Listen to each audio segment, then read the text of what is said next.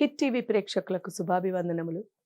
దేవి భాగవతంకి స్వాగతం.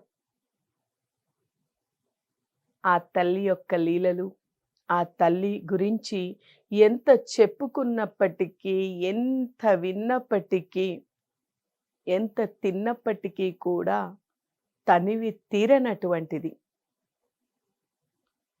ఆ తల్లి గురించి ఎంత తలుచుకున్నా, ఎంత విన్నా ఆ ఆత్మానందానికి మించింది లేదు కాబట్టి,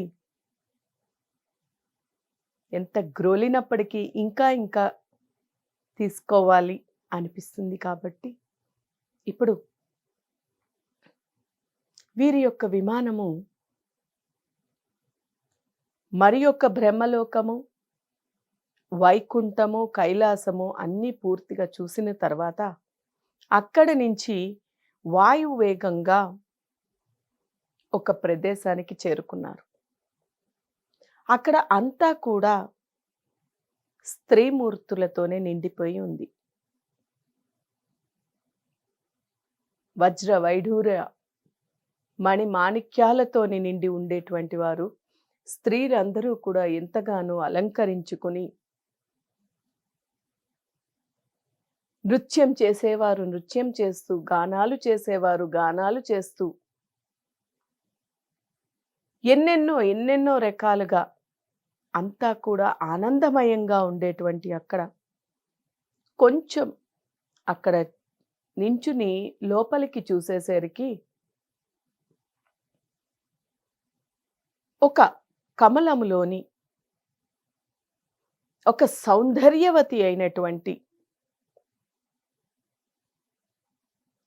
వర్ణించరానటువంటి సౌందర్యమైనటువంటి ఒక స్త్రీమూర్తి కనిపించింది. ఆవిడని చూశారు. ఆవిడని చూడంగానే ఆవిడ చిరు మందహాసాలు ఒలికిస్తూ ఆ కమలంలో కూర్చుని ఉన్నప్పుడు అటు ఇటు పరిచారికులు పరిచర్యలు చేస్తూ, వింజామరాలు ఊపుతూ ఉన్న ఆ స్త్రీని చూశారు. విష్ణువుకి తక్షణమే గుర్తు వచ్చింది. ఈ తల్లే కదా నేను వటపత్రముపై ఉండినప్పుడు నాకు బొటన వేలు ద్వారా నాకు పాలుని ప్రసాదించి నాకు జీవితాన్ని ఇచ్చిన తల్లి అని చెప్పి, నాకు అయితే ఈవిడ నాకు జన్మనిచ్చిన తల్లి అనే విషయాన్ని ఆయన జ్ఞానం ఉన్నవాడు కాబట్టి జ్ఞానంగా ముందుగా ఆయనే గుర్తుపట్టి, అప్పుడు ఆయన ఈవిడే మన తల్లి, ఈవిడే ఆ శ్రీ భువనేశ్వరీ దేవి, ఆ జగన్మాత, సృష్టి స్థితి లయ కారిణి అయినటువంటి ఆ జగజ్జననిని, కరుణామూర్తి అంతటినీ కూడా పాలించేటువంటి ఆలించేటువంటి తల్లి ఈ జగన్మాతయే. మృదు మధురమైనటువంటి ఆవిడ యొక్క హృదయము, చూపు, ఆవిడ పక్కన పరిచర్యలు చేస్తూ గానం తోని ఆవిడని ఆనందింపచేస్తూ, హ్రీంకారముతోని ఆ తల్లి హ్రీంకారాన్ని జపిస్తూ, హ్రీంకారం హ్రీం హ్రీం అని హ్రీంకారముతోని ఆవిడకి పంజామరాలు చేస్తూ, ఈ తల్లి ఎవరో కాదు, ఆది పరాశక్తి. ఈ తల్లియే జగత్తంతటికి కూడా కారణం తప్ప ఈవిడ గంధర్వ కాదు, ఈవిడ గంధర్వ కన్య కాదు, అప్సరస కాదు, ఈవిడ ఎవరో కాదు, ఈవిడ ఆ జగన్మాత. అప్సరసలు, గంధర్వులు దేవ గంధర్వ అందరూ కూడా ఈవిడి పరిచారికలే, ఈవిడి సృష్టిలోని వారే, ఈవిడే అంతటికీ మూలము అని చెప్పి ద్వారము బయట నించుని ఆనందంలోని తేలియాడుతున్నాడు విష్ణువు. ఆయనతో పాటు బ్రహ్మ, విష్ణు, మహేష్, బ్రహ్మ, ఈశ్వరులు కూడా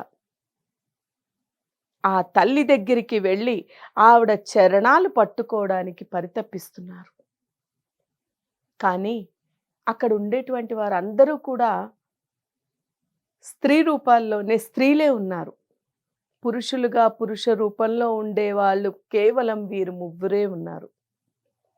ఎలాగైనా సరే లోపలికి వెళ్ళి ఆ తల్లి దగ్గరికి చేరాలి అనుకుంటూ మనసులో నిశ్చయించుకొని ఆ తల్లి సేవ చేసుకోవాలి అనుకుని ఎలాగైనా లోపలికి ప్రవేశిద్దామని చూస్తే ఆ ద్వారము దగ్గర ఉండేటువంటి వారు అడ్డుతున్నారు. అప్పుడు శ్రీ మహావిష్ణువు ఆ తల్లి వైపుకు ఎలాగైనా చూసి ఆ తల్లి చూపులో మనము ఆవిడని చూడడం కాదు, ఆవిడ కంటిలో మనం పడితే ఎలాగైనా ఆ తల్లి దగ్గరికి వెళ్ళాలి, అందుకని ఆ తల్లి కంటిలో మనం పడితే ఆవిడే పిలుస్తుంది అనేటువంటి భావనతోని ముగ్గురు అక్కడ నించుని ఉన్నారు. అంటే ఇక్కడ మనం తెలుసుకోవాల్సినది ఏంటంటే ఆ పరమేశ్వరుడు, ఆ శ్రీ మహావిష్ణువు, జగత్తునంతటినీ పాలించేటువంటి ఆ శ్రీ మహావిష్ణువు,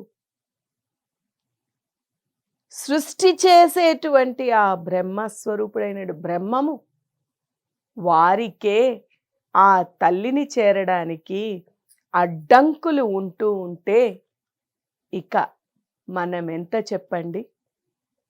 ఆ తల్లిని చేరుకోవాలి అంటే కనుక ఇలా ఈ దేవతలని, గంధర్వుల్ని ఎన్నెన్నో దాటి దాటి వెళితే తప్ప, వీరిని జయించుకుని వెళ్ళగలిగితే తప్ప మనం వెళ్ళలేం.